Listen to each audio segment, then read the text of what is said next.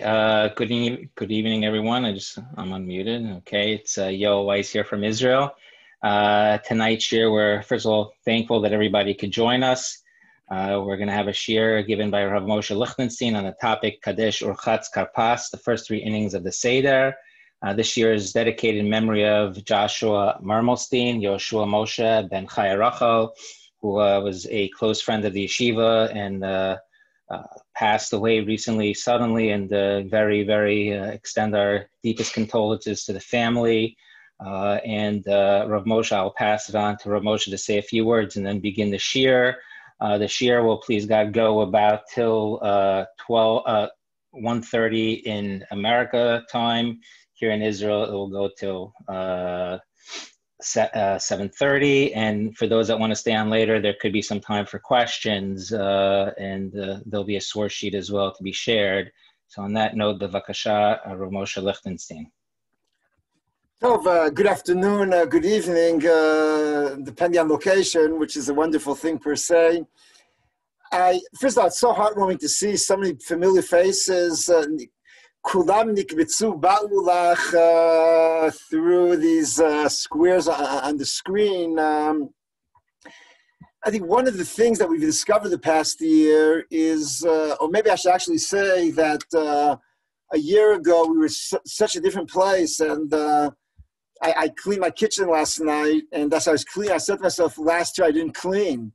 I made sure I was halachically all right, but I didn't the patience or I didn't think it was proper to clean in the middle of a pandemic.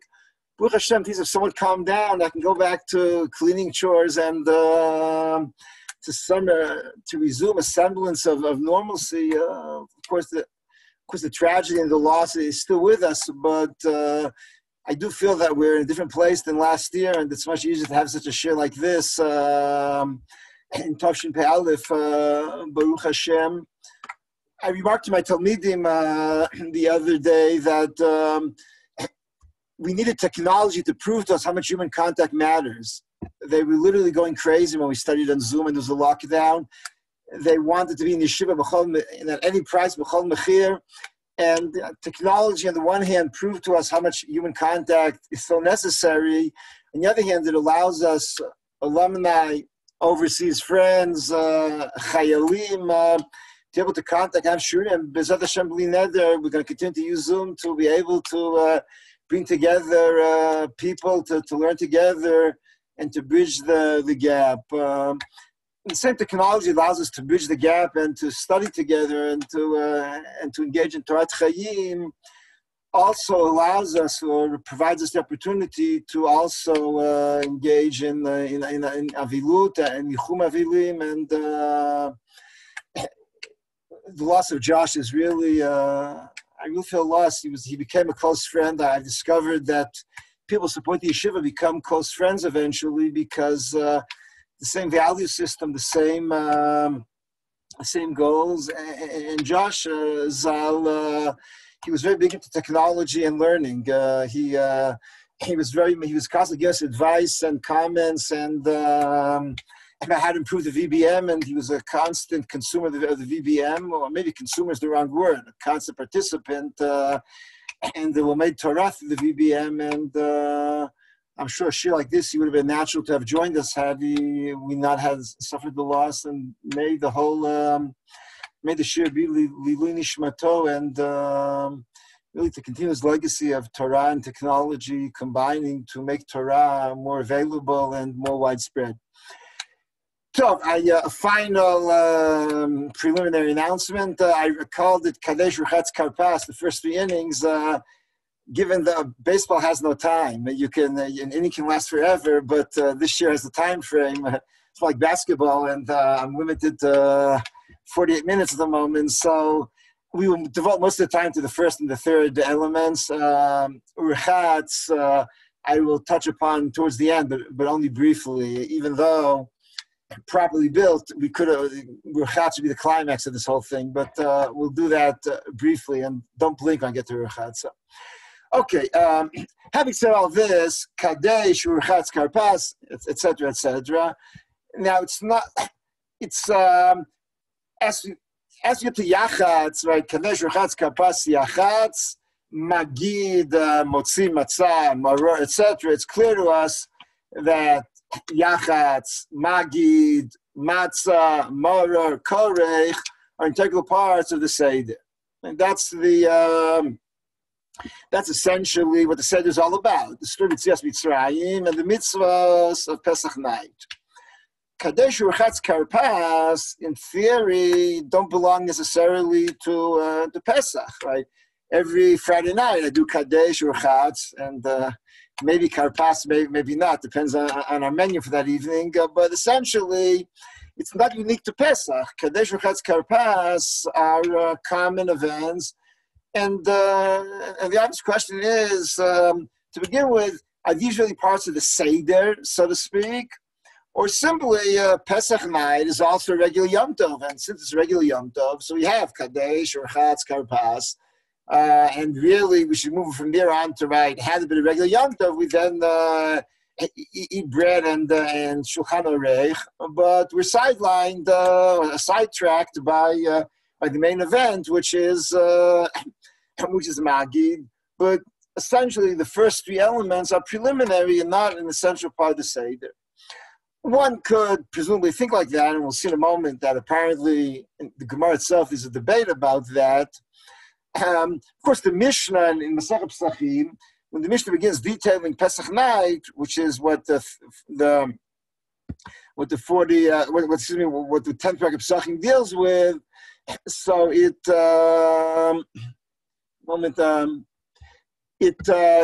of course it begins from Kiddush. Let me just try to put up on the screen here the sources. One moment.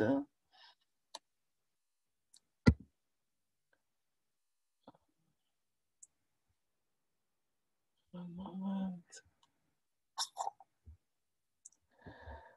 Just a second. For some reason, I can't get the.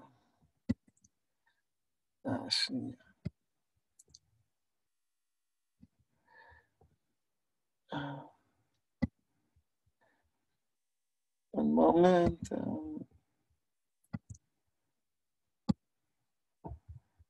Here it is. Okay, here we are. If you see here, let's go to the top of the sheet. Right, this is the Mishnah. Mazgul kos rishon. We pour the first cup, and you make kiddush. Now, as I said before, one could say one could view the kiddush not an integral part of the Seder.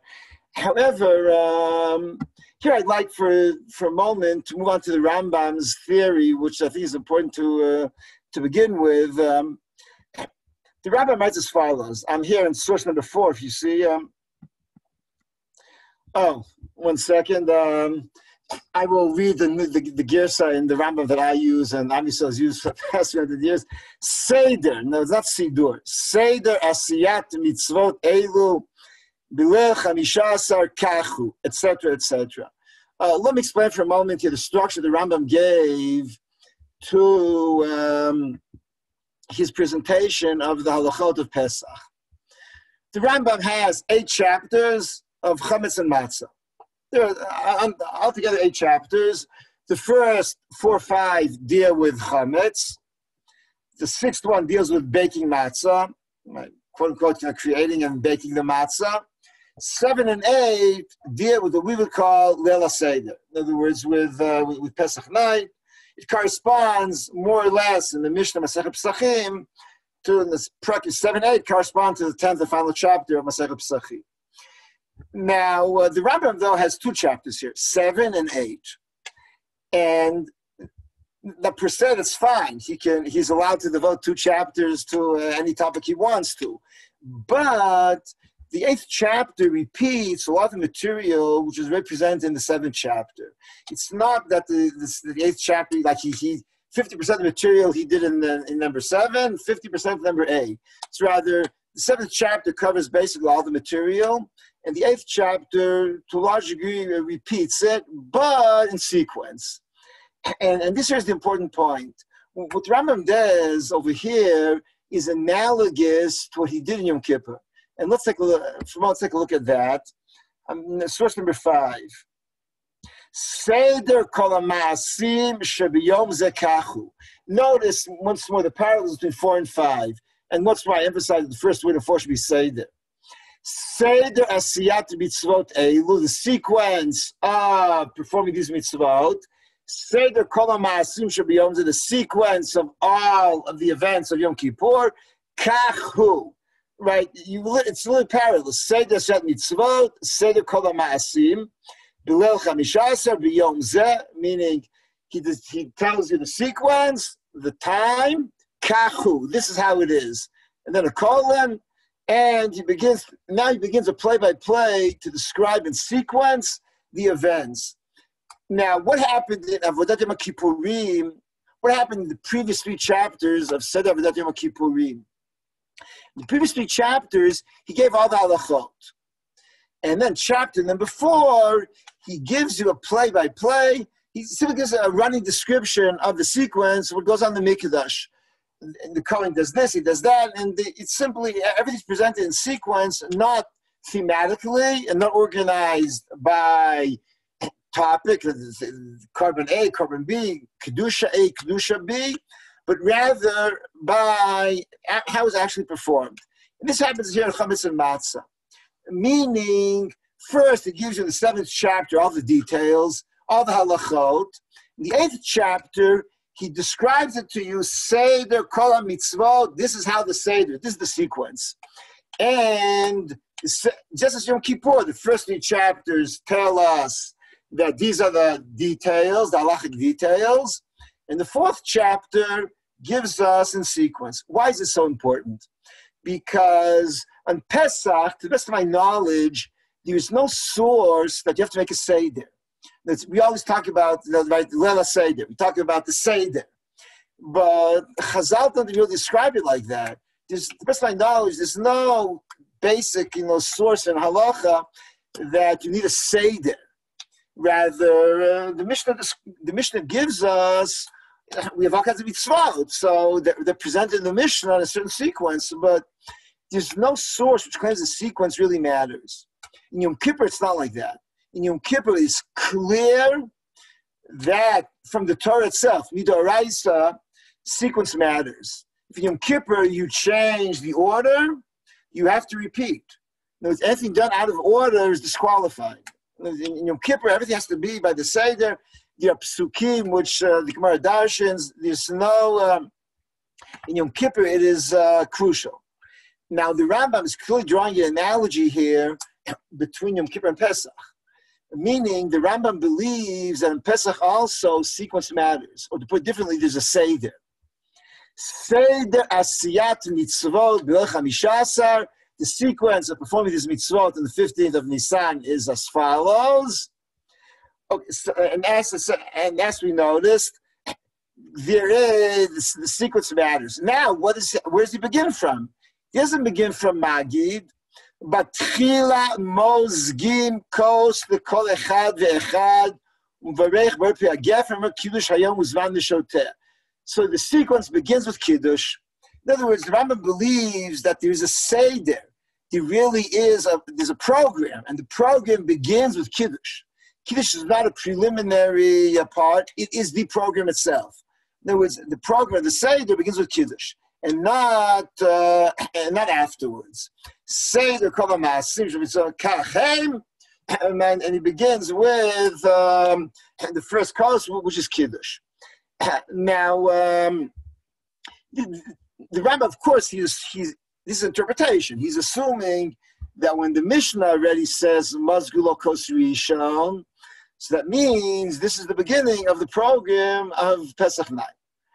Okay, now I think I'm in pretty solid ground saying that according to the Rambam, the Kiddush is already part of Leil Seder.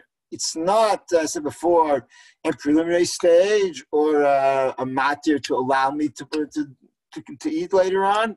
Rather, it's part of the Seder itself. Okay, now let's for a moment go to a Gemara and see. Apparently, the Gemara itself debated this. I'm skipping here to source number 6. Oh, excuse me. Number 2. right? The first Mishnah is Mazal Kos Rishon, that you pour the first cup and you make Kiddush. There's a Mishnah later on in the Kuf Yud Zayin Amud Bet, further down, that you pour the third cup and you bench. Mazal Kos Rishi, they quote the Mishnah, and so the third cause is Birkas Hamazon. On that the Gemara says, Amar of Chanal de Rava, Shmamina Birkas Hamazon Tuna Kos. Amar le Arba Kasit Kirmader Cherus Kol Chavra Mitzvah. Okay, I'll translate and explain.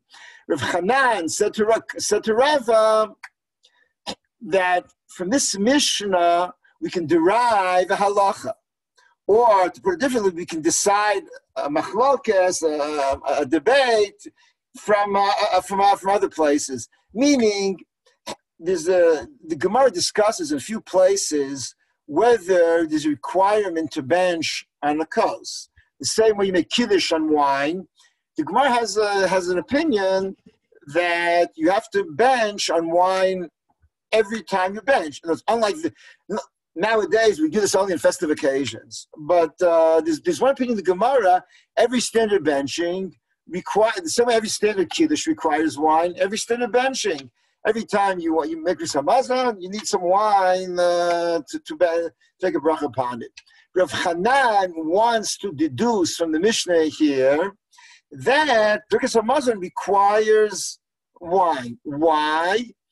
Because if on Pesach night you have 4 cups and one of them is on benching, apparently benching requires wine. Otherwise, there'll be 3 cups. In other words, he's assuming that you don't necessarily need 4 cups because of Pesach. You need 4 cups because you have to bench. You have to make kiddush. You have to bench. So really, 2 of the 4 are not really part of the mitzvah of Pesach. 2 of the 4 simply are there because you need them for other purposes. To put it differently, he's deriving the halachot of Birkas Hamazon or the whole year round from Pesach night, meaning there's nothing unique to benching on Pesach night. Benching Pesach night is a standard benching, and whatever applies here applies the whole year round. He treats it simply as an everyday occurrence, which has no relevance or no special relevance to Pesach. That's Rav Hanan's assumption, and this is exactly what Rava disagrees with. Amarlo arba kasi tikra mader cherus, 4 cups were established for Pesach night. In other words, the reason you need wine for benching here is not because benching requires wine the whole year round. It's because in Pesach there's a separate obligation of drinking 4 cups to express the fact that it's Mitzrayim, derech cherus, or liberty. Kol chad v'chad, each and every one, we should perform a mitzvah. Kol chad v'chad, every day mitzvah.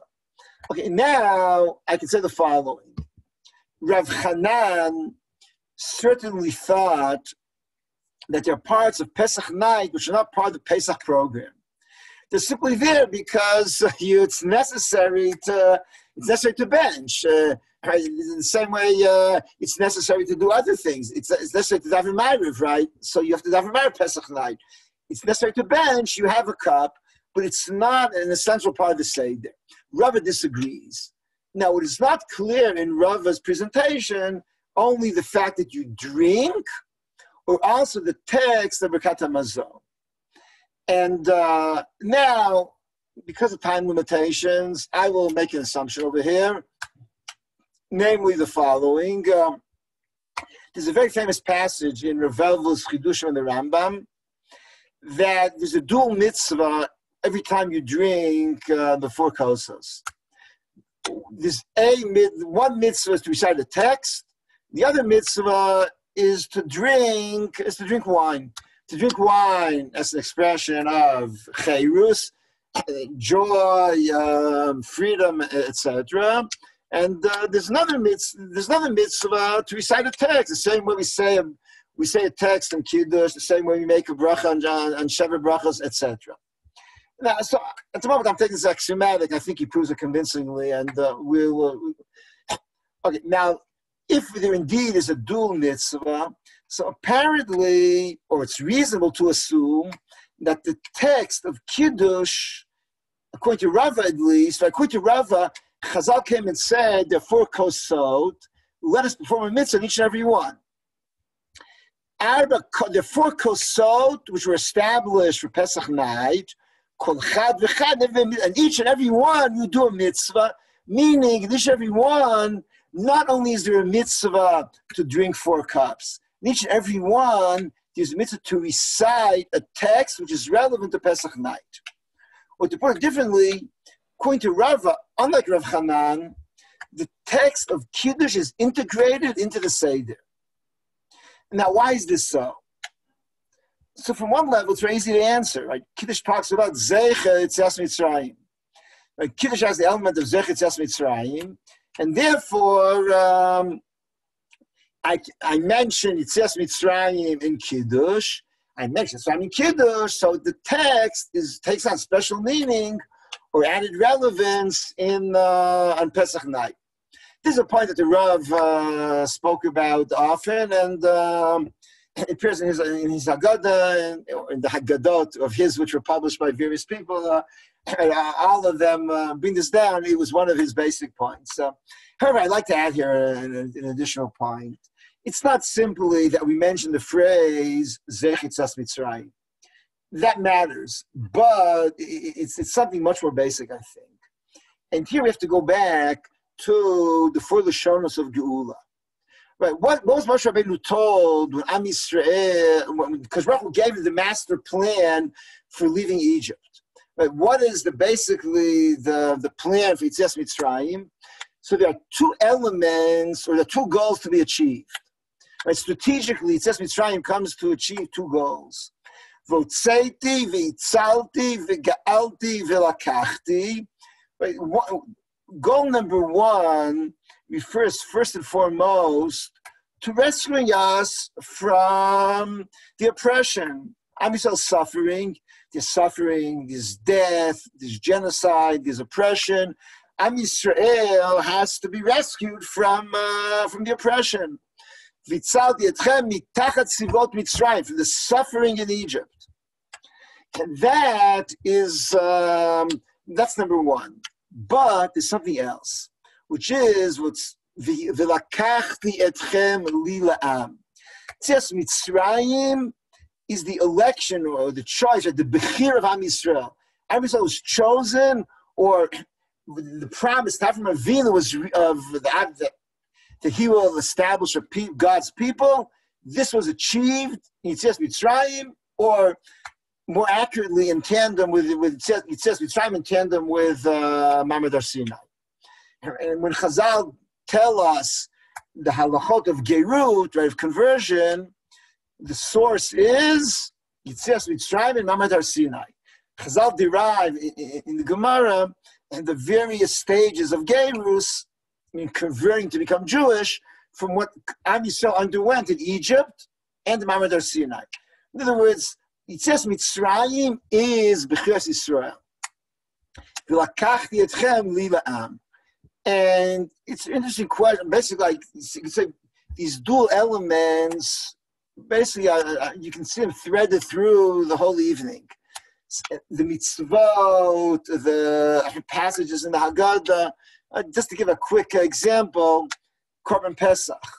And Korban Pesach, for reasons which I won't detail at the moment, the shechita has more to do with Bechiras Yisrael. It's bringing the korban, sacrificing a korban has more to do with choosing Am Yisrael, while eating it has more to do with celebrating the freedom. And one is more a celebration of freedom, the other is a covenant.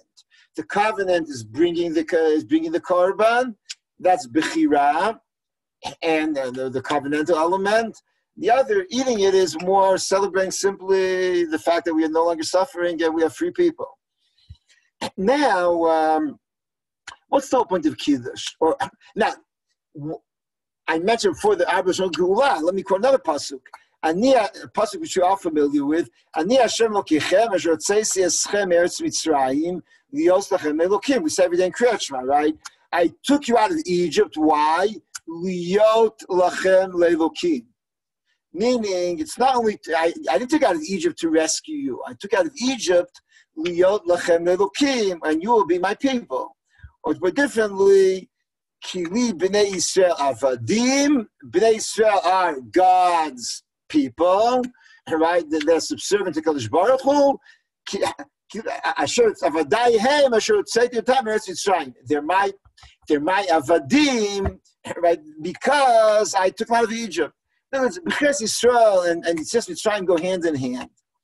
And this is how we begin the evening. We begin with Kiddush. What are we saying, Kiddush? Asher kiddishanu mitzosav v'ratzavanu. Meaning he chose us, kiddishanu b'mitzvosav. It's not only the idea that, it's not only the fact that a slave doesn't have time consciousness. It's not the fact that a slave is really somewhat of a robot or an object, so to speak, a machine, and not a subject. But the whole point of Kiddush is, asher kiddishanu b'mitzvotav, v'ratzavanu, etc. And we say in Kiddush of Yom Tov, right? Shebachar banu mikol am, v'romimanu mikol lashon, v'kiddashtanu mitzvotav, right? This is how we're saying. Asher bachar banu mikol am, v'romimanu mikol lashon, v'kiddashtanu mitzvotav. This means, this is what lakachti etchem li la'am. So what we do is, we kick off the evening by mentioning not only just by making Kiddush per se, and drinking a cup of wine because we're in a happy mood. Rather, we begin by dwelling upon the fact v'lakachti etchem li la'am shebachar banu mikol am v'romimanu mikol lashon v'kiddashanu b'mitzvotav v'tidin Hashem k'nu b'ahava, etc. So that's why Kiddush becomes a more integral part of Yitzias Mitzrayim than actually that's why Kiddush Pesach night becomes an integral part of Yitzias Mitzrayim or Sibur Yitzias Mitzrayim. That's the mitzvah of Yitzias Mitzrayim. Now, let me go back to the source sheet for a moment. And already we're behind schedule, but let's do this properly. There's an interesting Gemara in Masechet Pesachim and Daf Kuf Yud Zayin. It's source number 6. Amar Rachav Yaakov. Rachav Yaakov stated, "V'tzarich she'azkir Yitziat Mitzrayim b'Kiddush Hayom." You have to mention Yitzias Mitzrayim in Kiddush. He proves it because it says, "L'man tizkor et Yom Tzitcham Eretz Mitzrayim." Torah said you should remember the day you left Egypt. Uktivatam, it says, Nashas Dibros, Zachor Yom HaShabbos, the Kadesh. You should remember, so right, the word Zachor, and now it's also conceivable the pasuk here was Zachor Yom HaShabbos Mitzrayim, according to other Girsot. Either way, right, he draws a comparison between remembering Egypt and remembering Shabbos, and the same way you remember Shabbos during Kiddush, so too you remember Egypt during Kiddush. Now, many Rishonim, Tosfos, Rashbam, and others think that the Gemara is talking about Kiddush Friday night, which is why we say Friday night, right? Kodesh, Zecher Tzias Mitzrayim. Meaning, the reason that we mention Zecher Tzias Mitzrayim every Friday night is basically this Gemara, as interpreted by the Rashbam and by Tosfos, that the Gemara wants us to integrate Yitzias Mitzrayim throughout the year. It's an important point, and there are many subsequent halachic discussions exactly how crucial it is. At the moment, let's put that aside. However, the Rambam, nevertheless, it's a Gemara in the middle of all the discussion of Pesach night. Right? The Gemara discusses all the halachos of Kiddush 10 dapim earlier, and does a pretty comprehensive and thorough job of doing that. But once you finish Kuf Zayin, it's over. Once you reach Daf 107, the Gemara transitions into Pesach from Shabbos, and this appears 10 dafim later on. In other words, smack in the middle of the Yitzias Mitzrayim discussion, which is why the Rambam said the obvious thing, apparently. Look at source number 9. One second. Mitzvat aseh shel Torah l'saper b'nisim v'nifot. It's a mitzvah from the Torah to discuss and to tell over all of the miracles and the chesed because Baruch Hu did to Avotenu Mitzrayim v'chamisha b'Nisan.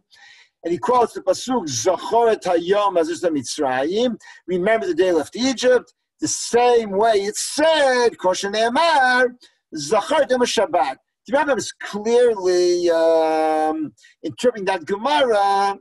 The Gemara is telling us you have to mention Yetzias Mitzrayim Pesach night. Or if you go back now to source number 6 again, what the Rambam apparently is assuming is that the Gemara is talking about Pesach night. Tzarich she'azki Yetzias Mitzrayim b'kiddush hayom on Pesach night.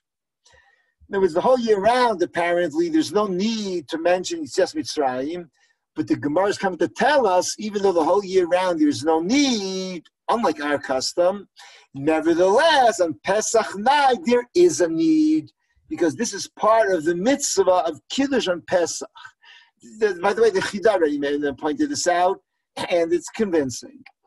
Namely, the Rambam certainly believes that there's a unique obligation to mention Kiddush, to mention Yetzias Mitzrayim, the Kiddush of Pesach night, which is why the Rambam we begin with mentions Kiddush as the opening part of the Seder. The Rambam integrated Kiddush into the Seder, which is why he says that the sequence of the program of the Seder begins with Kiddush, and then he's very careful to mention that Yetzias Mitzrayim has to be integrated into the Kiddush of Pesach night. Okay, this is basically what I call the first inning. And this is Kadesh. And the bottom line is that Kiddush, at least according to the Rambam, Kiddush is part of the Seder. It's not simply because it's Yom Tov you have to make Kiddush. Kiddush is an integral part of the Seder.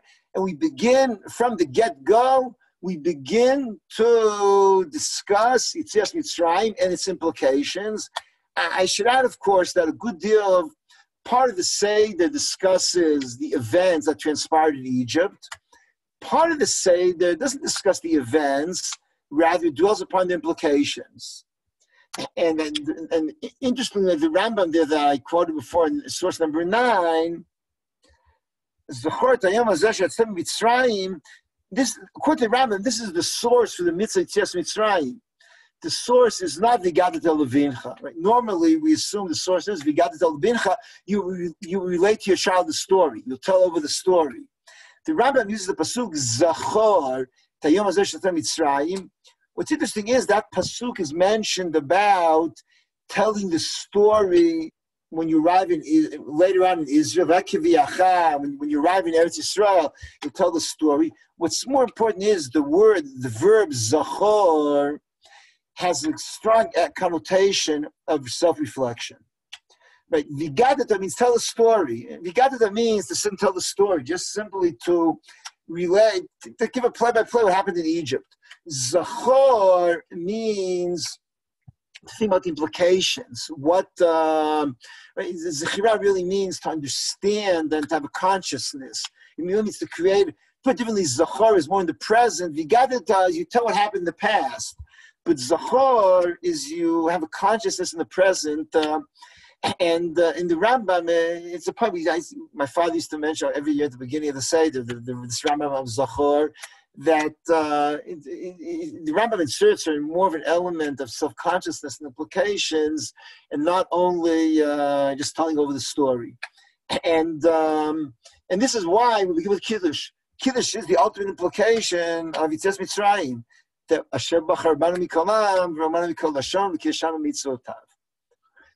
now I'm fast forwarding to Karpas, as I told you before. Now let's go on to the third section of the source sheet.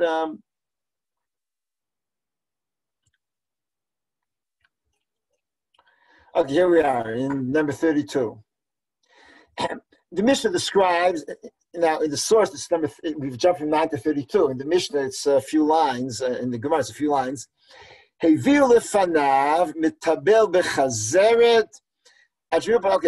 they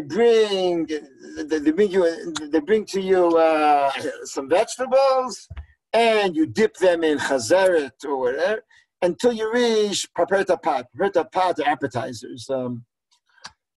Okay, now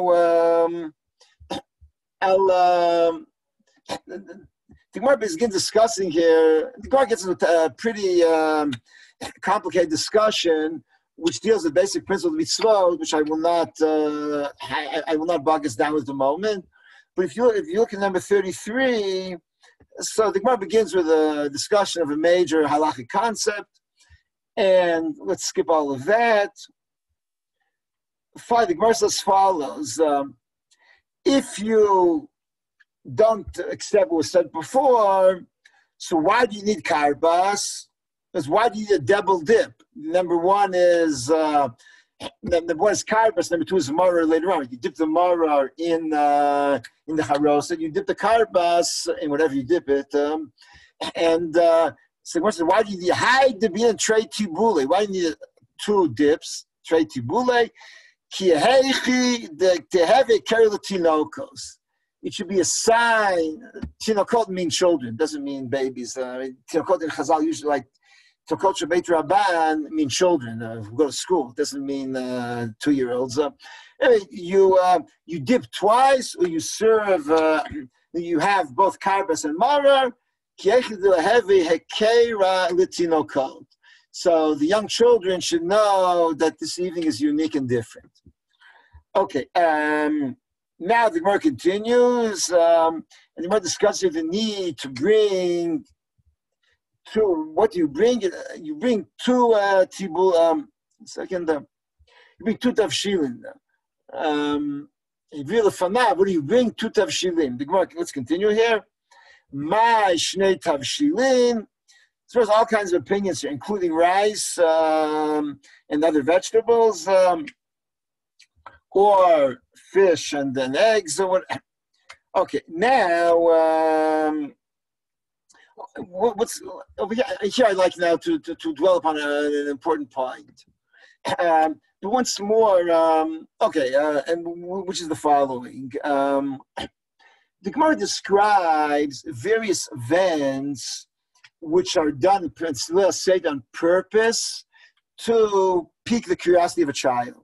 Right? We artificially try to, we use various artificial means to point out that the evening is different, right? There was a story further down, which is over here. It talks about that you remove the shulchan from the Baal Haggadah. Ein okrim et hashulchan lifnei mishmer Haggadah.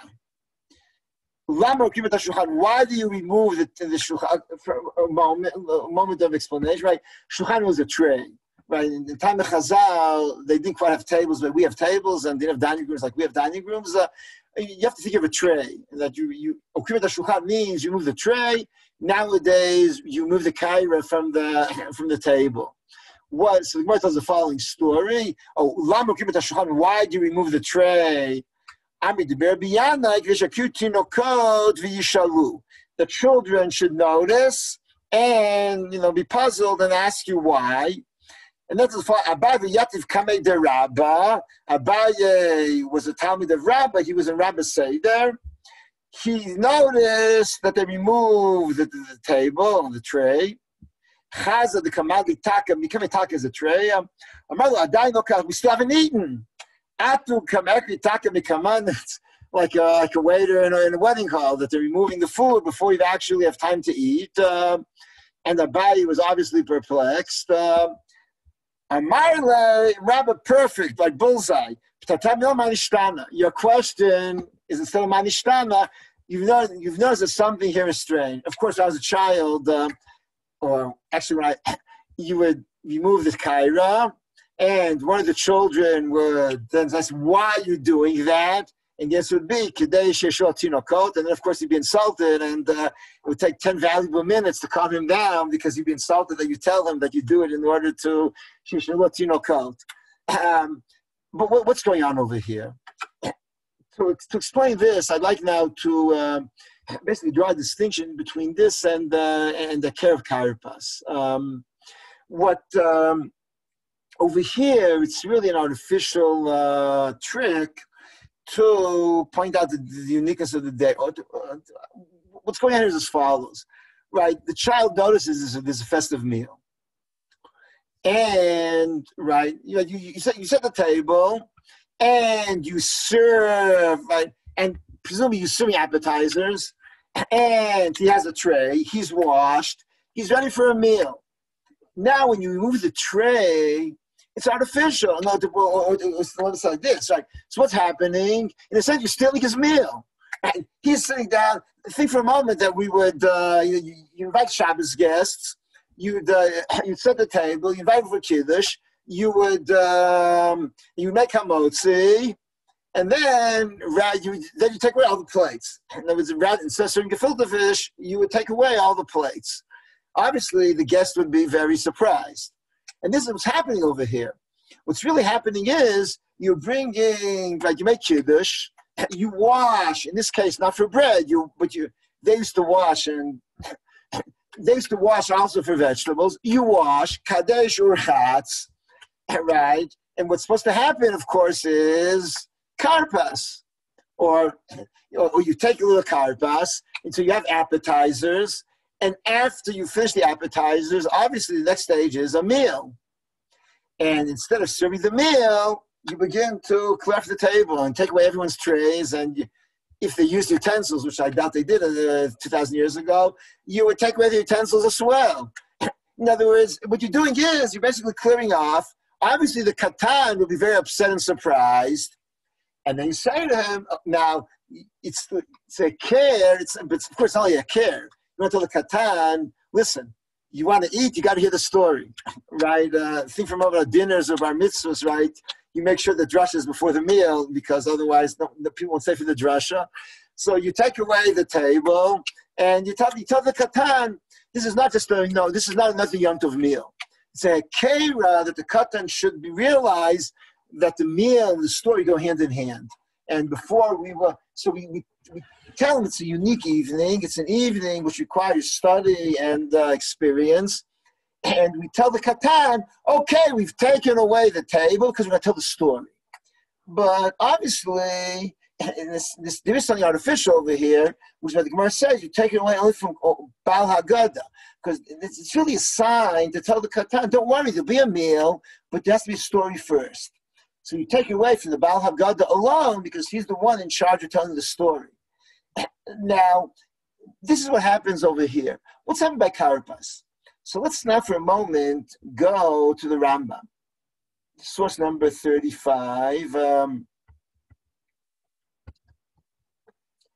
Matchil u'mevarech bar pi adama.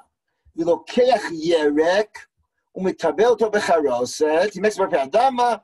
He takes a vegetable and he dips in the charoset. By the Rambam, Karpas is also in charoset. V'ochel kezayit hu v'chol mesubim. And you the kezayis v'kol echad v'echad v'chabach mikezayis. And then you remove the trays and etc. Notice the Rambam insists, surprisingly for Ashkenazim, I guess, the Rambam insists that you eat a kezayis. And he goes out of his way to insist upon that. Right? He tells us, he doesn't only state that you eat a kezayit. V'ochel kezayit, v'kol mesubim kol echad v'echad. And each and every one, ein ochel, nobody eats less than a kezayit. The Rambam is insistent that every person eats a kezayis. And no one is allowed to skip the kezayit. You can, and no excuses for diets or you don't like radishes or whatever. Everyone has to eat kezayit. Why is the Rambam so insistent upon this? It actually raised the curiosity of the Maharam. I'm down here in number 36. This is a quote from the Rambam from the Maimoniya, 13th century Ashkenaz. To put it, this is the Ashkenazi perspective on the Rambam. Kezayit ze eini yodea mati. I have no idea what this kezayit is all about. Bish lemamara. So I understand mara. The achila ksibe. So it says mara if you eat it. Al matzot rum yochluhu. And we have a general rule, right, that anything which is achila and any mitzvah which is eating something requires a kezayit. So he's standing over here. I understand that you need kazai samara, but I'm perplexed why kazai of Karpas. Bishma mar de achila ksive mara, it's stated achila. The ein achila b'chmi kazai. Every time you eat, it has to be at least a kazai. Ela tibul zarishon, this first dip.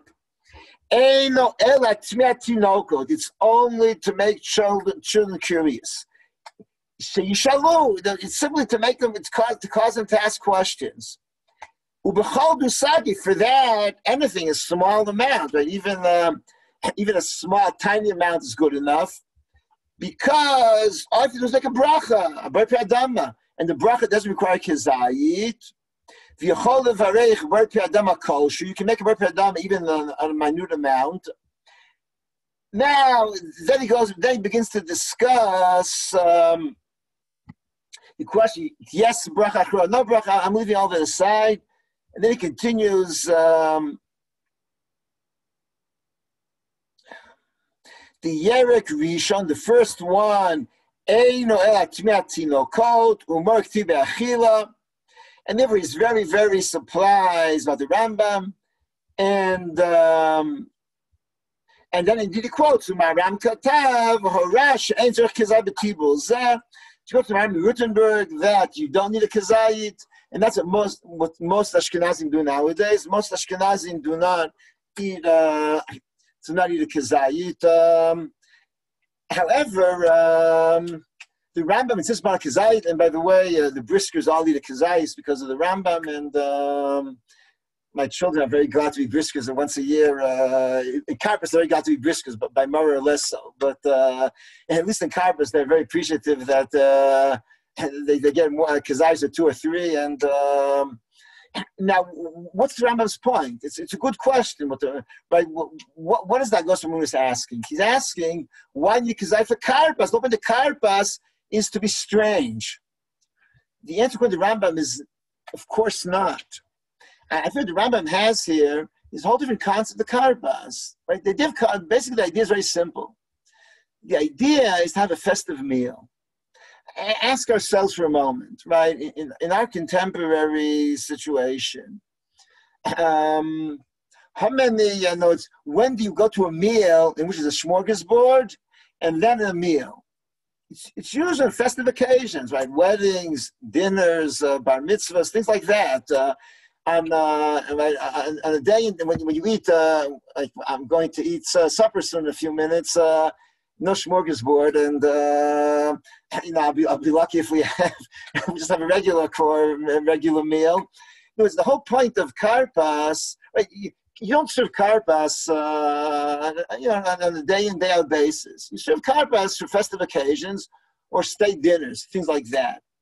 The point of Karpas is a Keri Latino code. That's correct.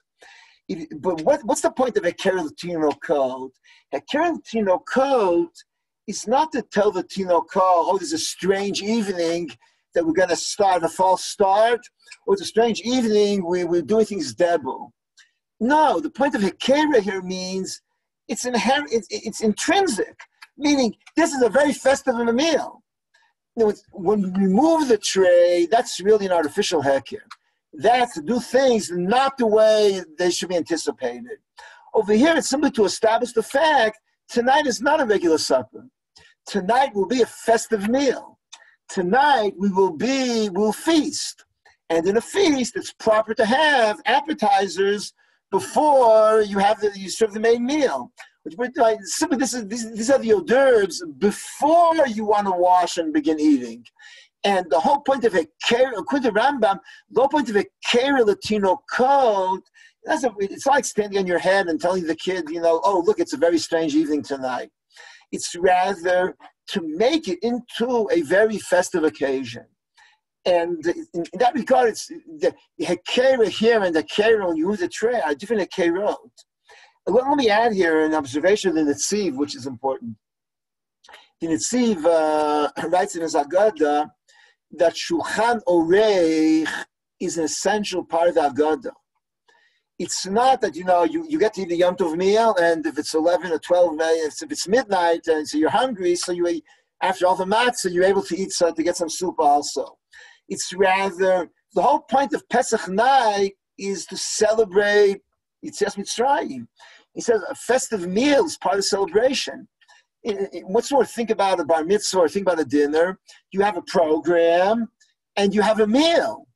And the Tzif says the program is Magid, and the program is, of course, a crucial part of the mitzvah, but so is the meal. The way that Tzif views it, the meal is integrated into the evening.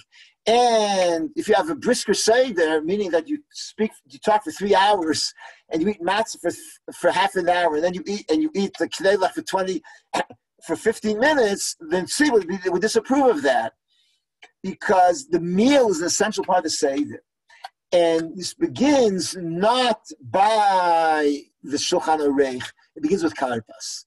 In the Rambam, the Maram, like the Agos Mamunas, as quoted before, he really views it differently, right? Let's go back to the quote.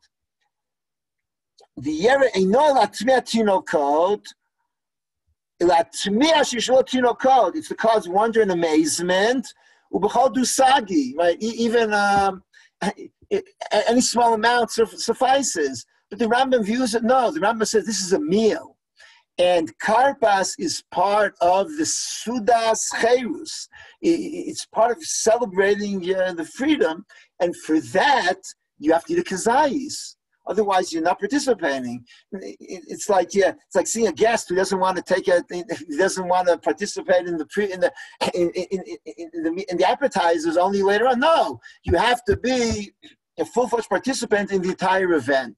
This is the Rambam's point over here. And this is the point of Karpas.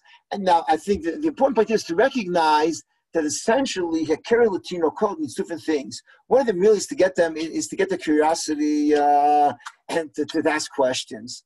The other one is to teach them that Pesach is a very special event. Pesach is a unique evening, and the meal itself is part of the teaching process. In other words, Hekeri Latino culture is not part of the questioning, it's part of the answer. It's part of teaching them that this is a special evening. Okay, now, telegraphically, I'll mention UrChatz. Broadly speaking, right, we only wash when we eat bread.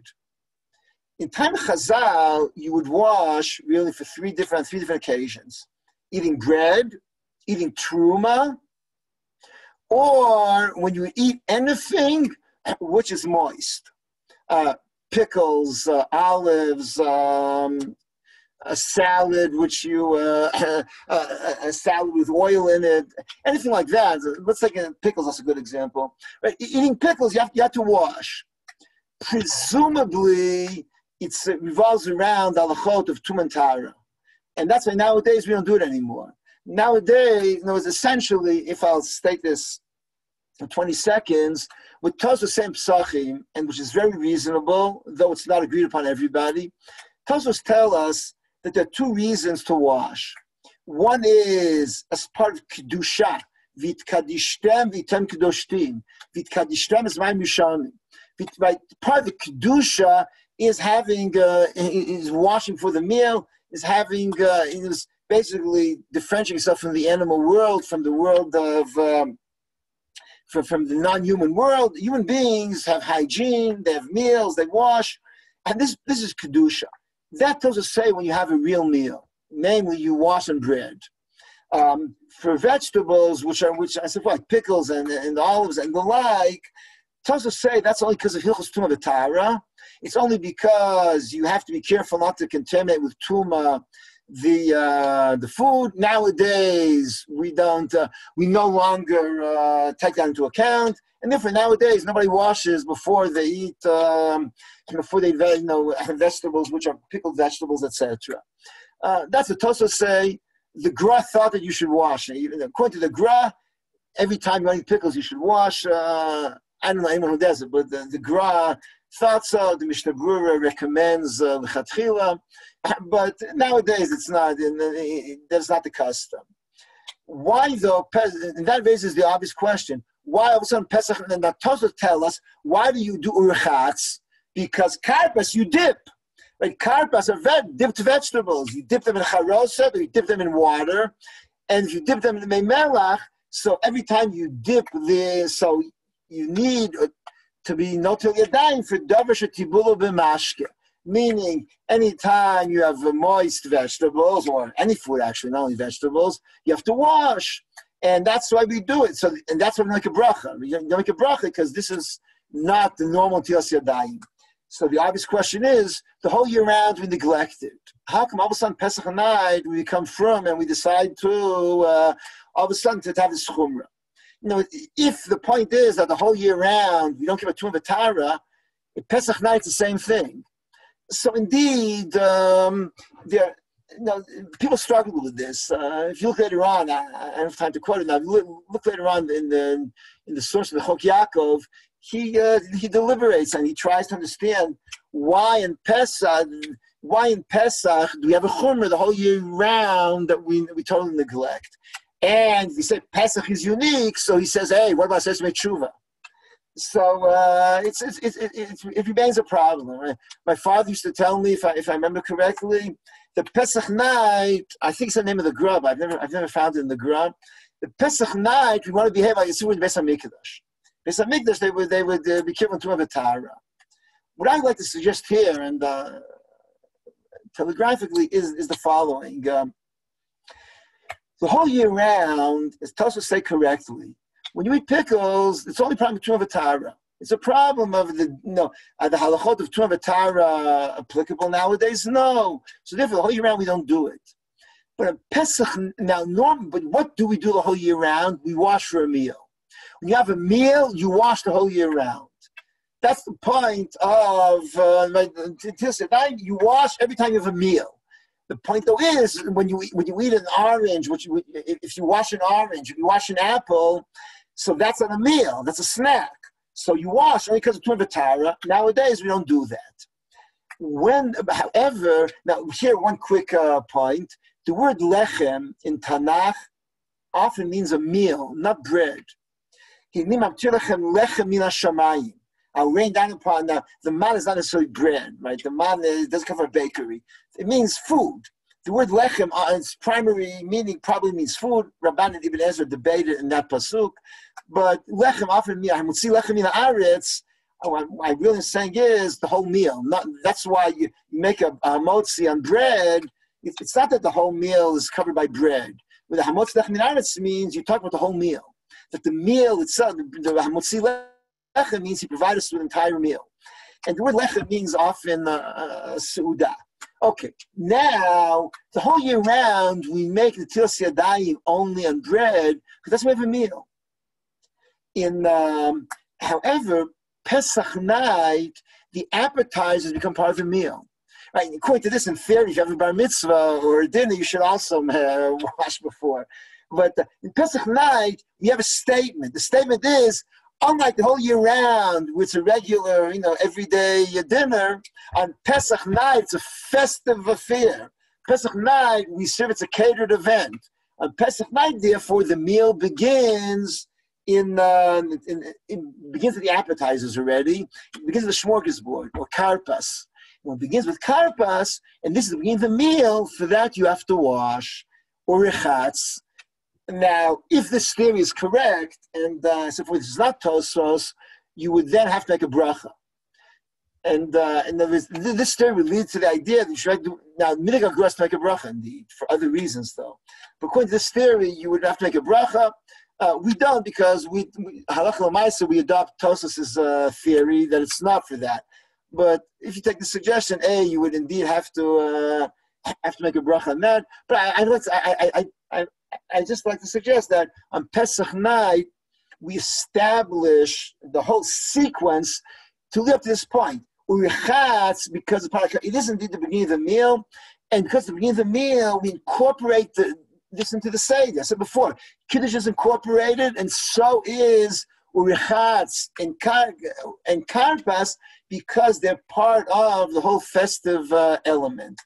To do justice to this, you have to look at the Gemara in Pesach in Kuf Tedvav Amud Bet. I leave this to you for homework or for additional thought. The Gemara asks there why, if you wash on Karpas, why do you have to wash a second time later on? And the Gemara answers because you hesechadas. In other words, you simply probably not paid attention, and probably you haven't properly guarded your hands. This fits in well with what I'm saying now. In other words, essentially the first Netilas Yadayim and the second Netilas Yadayim are cut of the same cloth, and the first one could have worked for the second one if not for the fact that you weren't paying attention. You probably did not properly guard your hands. But if we had trusted you to pay attention, you would not have to wash again, because because the first one ready is part of the meal and not part of that. Okay, I'll once more. As I said before, we could probably go on more about this, but we'll have to stop because of the time. So, Chag Kosher v'Sameach to everyone. It's really wonderful to see everyone. I said before, and as I said in the beginning, really the Shiur should be the Ilun Nishmat Yehoshua Moshe, Mermelstein, and Bemet, the schus of the limud and everything he did should continue to be for. To guide us and to comfort us. Chag Kosher v'Sameach, and what's more is it's really a privilege to see everybody and to reconnect. Toda Rabba, Chag Sameach. Thank you very much, Moshe. Thank you. Chag Kosher v'Sameach to you. Okay, Rabbi Yossi. Toda Rabba. This is an added benefit to see you, and thank you very, very much. Toda Rabba. Beautiful, beautiful.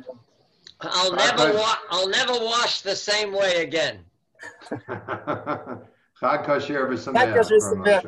Chag Kosher v'Sameach. It's Rav Moshe, there was some quick. People have to get off. It's fine. There were some questions perhaps in the chat if you want to address, or if people have questions, they're welcome to stay on. Those that have to get to work or to work and get ready for Pesach, we understand.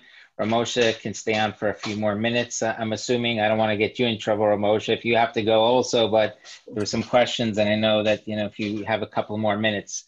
Okay, it's very simple. I compared Pesach to Yom Kippur. Everyone who's studying Yeshiva knows the Yom Kippur night rule is you come to the Shiur, goes on and on. You're free to leave whenever you want. No one, everyone can exit whenever they want. So I'm around, and you keep me out of the kitchen, I'll thank you. Then my wife will not. But you are whoever wants to can stay on. No problem. Whoever wants to leave, Chag Sameach, and no problem also, of course. It was in the chat. I didn't have time to read it during. 1 second.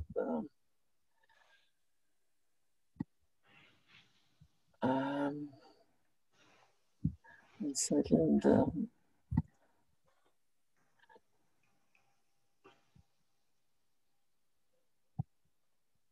Okay, basically, what I see here, why am I saying just to leave the Seder? First of all, it's an artificial heker, so it's enough to do it ceremonially, symbolically.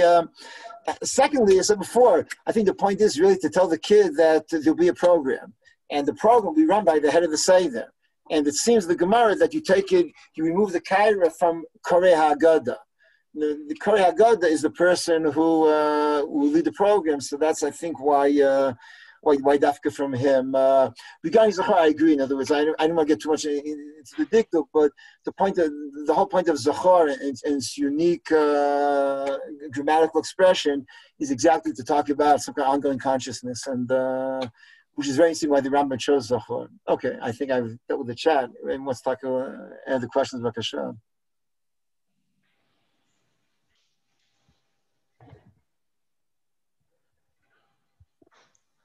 Rav Moshe, what are the Lichtenstein Afikomen gifts? Is that something you can share, or is that confidential?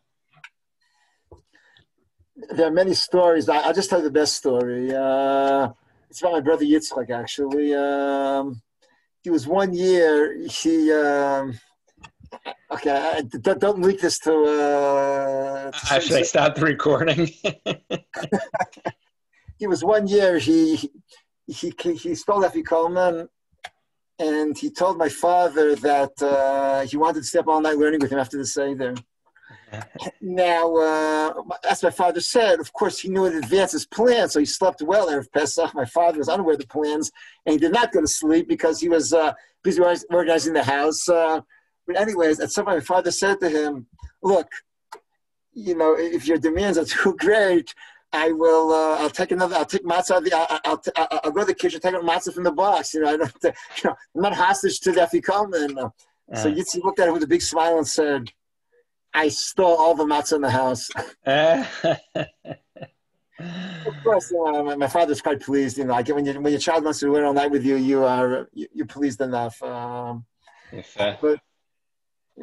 aside from that, the operating principle was to minimize friction and strife between the kids.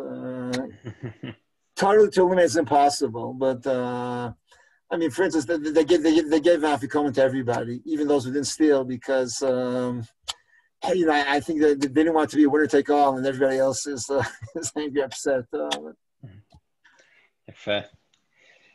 Okay, thank you very much, everyone. Thank you from Mimi, Rav Moshe. What? I said thank you from Mimi. Mimi Schaefer. Very well, and thank you for giving me inspiration for our own Seder. Thank you very much. Okay, so we had a few old timers from Washington Heights here, I see. Right. Just also he was here. So. Actually, I will point out that there was one box of Barton's chocolate that came from Purim, from your end of the hall to our end of the hall, and it was Rav Yitzi, who delivered it, and it was missing 2 pieces by the time it got to our end of the hall.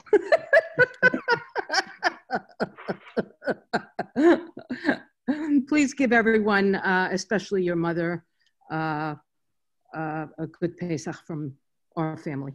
I say with regards to your family, regards to everybody else, I call to Yo and Debbie Yishakoch for organizing the event, and thank you. Good to see you, Mimi.